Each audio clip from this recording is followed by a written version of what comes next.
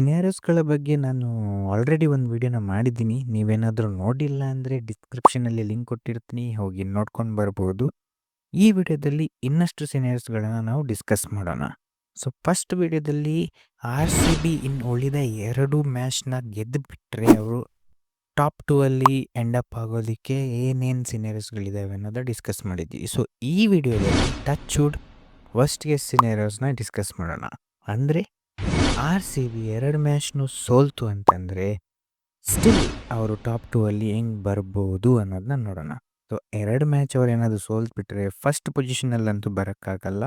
Because GT already 18 ಪಾಯಿಂಟ್ಸಲ್ಲಿದ್ದಾರೆ. So second ಸ್ಪಾಟ್‌ಗೆಲ್ಲಿ ಪೈಪೋಟಿ ಪಂಜಾಬ್ ಮತ್ತು ಮುಂಬೈ ಇವರಿಬ್ಬರ ಜೊತೆನೂ ಬರುತ್ತೆ.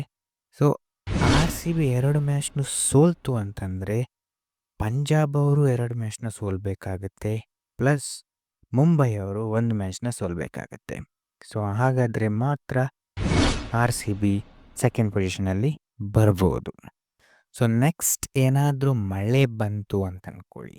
ಸೊ ಆವಾಗ ಆರ್-ಸಿ-ಬಿ ಅವರು 19 ಪಾಯಿಂಟ್ಸಿಗೆ ಬರ್ತಾರೆ. ಸೊ ಈ ಹಂತದಲ್ಲಿ ಆರ್-ಸಿ-ಬಿ ಜೊತೆ ಅಗೇನ್ ಕಂಟೆನ್ಷನ್ಗೆ ಬರೋ ಟೀಮ್ಸ್ ಪಂಜಾಬ್ ಒಬ್ಬರೇ. ಬಿಕಾಸ್ ಜಿ-ಟಿ ಅವರು ಬರ್ಬೋದು ಅಂತ ಕೆಲವರು ವಾದ ಮಾಡ್ಬೋದು. ಆದರೆ ಜಿ-ಟಿ ಅವರು ಆಲ್ರೆಡಿ ರನ್ ರೇಟ್ ತುಂಬಾ ಚೆನ್ನಾಗಿದೆ. ಆ್ಯಂಡ್ ಅವರು ನೆಕ್ಸ್ಟ್ 2 ಮ್ಯಾಚ್ನು ಸೋಲೋ ಥರ ಇಲ್ಲ. ಸೋತ್ರೂ ಅಜೀಬಾಗಿ ಸೋಲಬೇಕು. ಆವಾಗಲೇ ಅವರ ರನ್ ರೇಟ್ ಆರ್-ಸಿ-ಬಿಗಿಂತ ಕೆಳಗಡೆ ಬರುತ್ತೆ. ಇಲ್ಲ ಅಂದರೆ ಅವ್ರನ್ನ ನಾವು ಬಿಟ್ಟೇ ಬಿಡೋಣ. ಅವರು ಫಸ್ಟ್ ಪೊಸಿಷನಲ್ಲೇ ಫಿನಿಷ್ ಮಾಡ್ತಾರೆ ಅನ್ನೋ ಥರ ನಂಗೆ ಅನಿಸ್ತಾ ಇದೆ. ಬಟ್ ಸೊ ಸೆಕೆಂಡ್ ಪೊಸಿಷನ್ಗೆ ಪಂಜಾಬ್ ಜೊತೆ ಪೈಪೋಟಿ ಬರೋ ಕಾರಣದಿಂದ ಮಳೆ ಏನಾದರೂ ಬಂದರೆ ಪಂಜಾಬ್ ಅವರು 1 ಮ್ಯಾಚ್‌ನ ಸೋಲಬೇಕು, 1 ಮ್ಯಾಚ್‌ನ ಗೆಲ್ಲಬೇಕು.